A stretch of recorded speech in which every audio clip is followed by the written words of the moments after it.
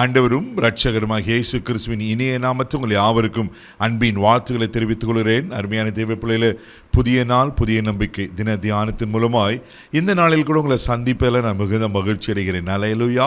இன்றைக்கு கூட கர்த்தர் நமக்கு கொடுக்கிற வார்த்தை என்ன?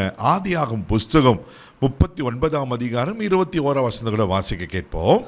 கர்த்தரோ யோசேப்போடு இருந்து அவன் மேல் கிருபை வைத்து சிறைச்சாலை தலைவனுடைய தயவு அவனுக்கு கிடைக்கும்படி செய்தார். அல்லேலூயா. ஆமென். இவ்வளவு ஒரு அருமையான ஒரு வார்த்தை இங்கே சொல்லப்பட்டிருக்கு பாருங்க. கர்த்தரோ யோசேப்போடு இருந்து அவன் மேல் கிருபை வைத்து சிறைச்சாலை தலைவனுடைய தயவு அவனுக்கு கிடைக்கும்படி செய்தாராம். ஆமென். தேவ பிள்ளையில யோசேப்பு சம்பவத்தை நம்ம நன்கு அறிந்திருக்கிறோம். யோசேப்புடைய வாழ்க்கையை நம்ம நன்கு படிச்சிருக்கிறோம். அல்லேலூயா. இங்கே பாருங்க, ஒரு செய்யாத தவறுக்காக சிறைச்சாலைக்கு கொண்டு போகப்படுகிறார். ஆனால் பாருங்க, கர்த்தரோ யோசேப்போடு இருந்து. அல்லேலூயா. இன்னைக்கு கர்த்தர் நமக்கு கொடுக்கிற வார்த்தை என்னன்னா, கர்த்தரோ ஆண்ட்ரூஸோடு இருந்து. ஆமென். இன்னைக்கு உங்களை பார்த்து நீங்கள் இதை அறிக்கை செய்யுங்க. இந்த கால வேளையில் இதை கேட்கும்போது நீங்களும் அதை அறிக்கை செய்யுங்க. கர்த்தரோ என்னோடு கூட இருந்து.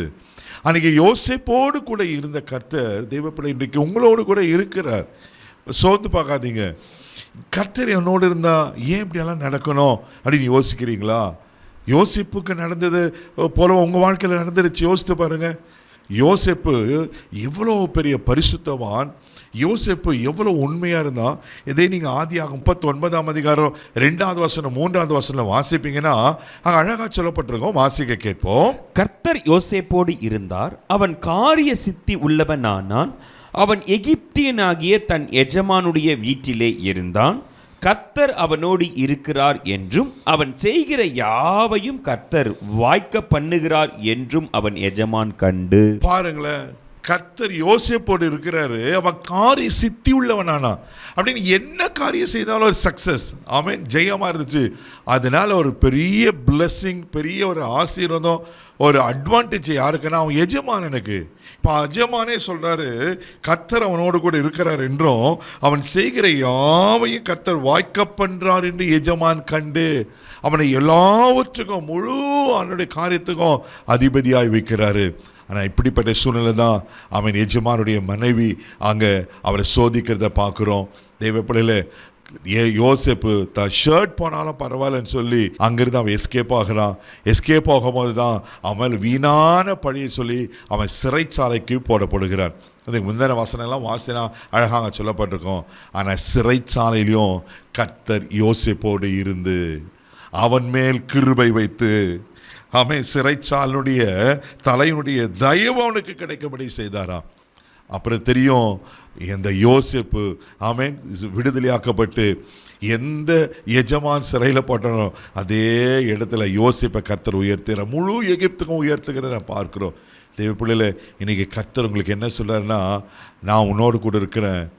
அன்னைக்கு யோசேப்புக்கு கிருபை வைத்தது போல உன் மேலே என் கிருபை வைத்திருக்கிறேன். அன்னைக்கு சிறைச்சாலையுடைய தலைவனுக்கெல்லாம் தயவு கிடைச்சது போல இன்னைக்கு என்னுடைய தயவு உனக்கு இருக்கிறது. பயப்படாதீங்க. ஒரு நீங்களும் அது வரல சிறைச்சாலையில் இருக்கிறது போல இருக்கலாம், கட்டப்பட்ட சூழ்நிலை இருக்கலாம், சமாதானம் இல்லாத போல இருக்கலாம், குறைவோடு இருக்கிறது போல இருக்கலாம், ஒருவேளை திருப்தி இல்லாமல் மகிழ்ச்சி இல்லாமல் இருக்கிறது போல இருக்கலாம். பயப்படாதீங்க. கர்த்தருடைய கிருபை அவங்க மேலே இருக்குது, கர்த்தருடைய தயவு இருக்குது. அந்த கிருபையும் தயவு அவங்க மேலே வச்சுன்னா கர்த்தர் நிச்சயமாக அவங்களை ஆசீர்வதிப்பார். எந்த யோசேப்பை கர்த்தர் அவன் சிறைச்சாலைந்து விடுவித்து முழு எகிப்துக்கும் அதிபதியாய் மாற்றினது மாத்திரம் இல்லாமல் எந்த சகோதரர்கள் அவனை குழியில் போட்டு விற்று போட்டாங்களோ அவர்களுக்கு போஜனம் கொடுக்க முடியாது, அவர்களை அவன் பாதுகாத்து பராமரிக்க முடிய கர்த்தர் செய்வாரனா உங்களை கைவிட்டுவாரா? உங்களை ஒரு நாள் கைவிட மாட்டார். கர்த்தர் யோசேப்போடு இருந்தது போல அவர் உங்களோடு கூட இருக்கிறார். தைரியமாக போங்க.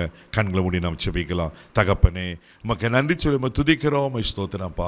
அன்றைக்கு யோசேப்போடு இருந்து அன்றைய எங்கள் கண்களை கிருபை கிடைத்து அன்றைய சிறைச்சாலை தலைவனுடைய தயவு கிடைச்சது போல இவர்களுக்கு அன்றைய உங்கள் கிருபையும் தயவும் கிடைக்கிட்டப்பா. என்ன காரியத்தில் ஒரு விடுதலை வேணுமோ, நன்மை ஆசீர்வாதம் வேணுமோ, இன்றைக்கு இயேசுவின் நாமத்தில் நான் ஜெபம் பண்ணுறப்பா கிடைப்பதாக. இந்த நாள் முழுதும் கரம் பிடித்து நடத்தும் உன் தெய்வீக பாதுகாப்புக்கு போடுகிற எல்லா தீங்குக்கு விலக்கி காத்துகளும் மகிமை உமக்கே செலுத்துகிறோம். இயேசுவின் மூலம் ஜெபம் பிதாவே, ஆமென். கர்த்தர் உங்களோடு இருக்கிற தைரியமாக போங்க. God bless you.